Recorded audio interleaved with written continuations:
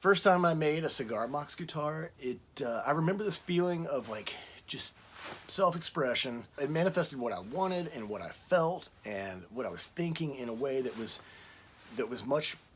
went further beyond what I could do with words.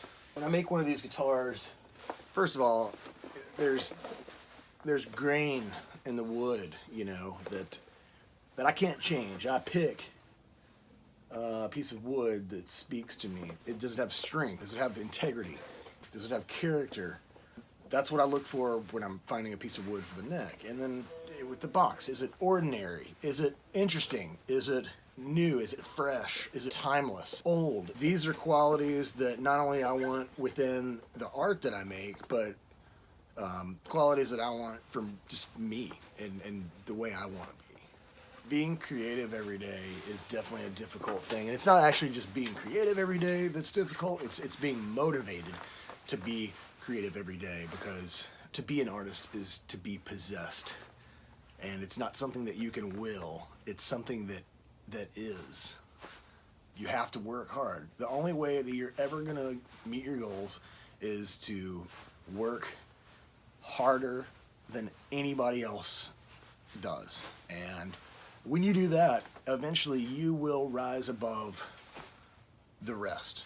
Well, the biggest challenge I have right now is that as a touring musician, and with COVID going on, I can't travel, I can't tour. In turn, I can't promote the guitars the way that I typically do.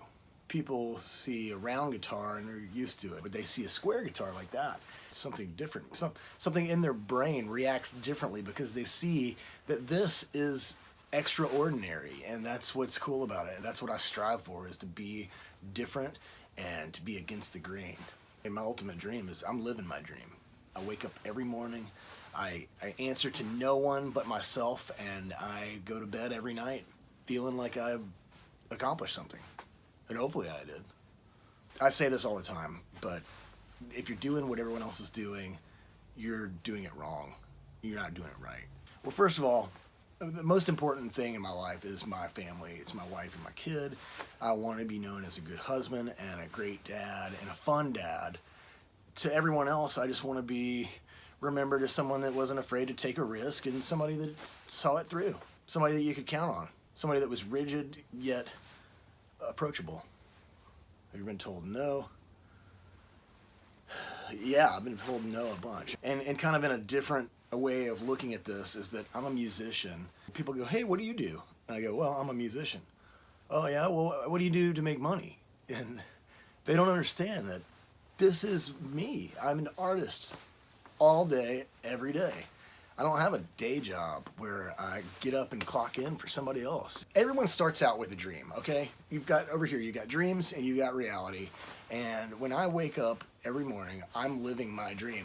Everyone started out that way. When you're a kid, think about it. People are like, what do you want to be when you grow up? I want to be an astronaut. I want to be this.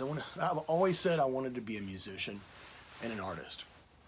At some point in everyone's life, people forget that you have to take risk to get what you want. Everyone wants to be comfortable. People get complacent, and so they land that job as a tax guy or just a clerk at the grocery store, and they forget that they could be working harder doing what they love. Sometimes I work easily 100-hour week when it involves travel and touring and all that, and I might not make as much money as the guy who's working a 40-hour week, who's comfortable in his cushy desk job.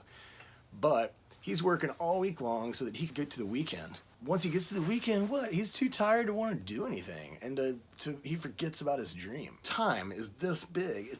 Life shrinks and expands in direct proportion to your willingness to assume risk. Every day, all day, every day, I'm living mine.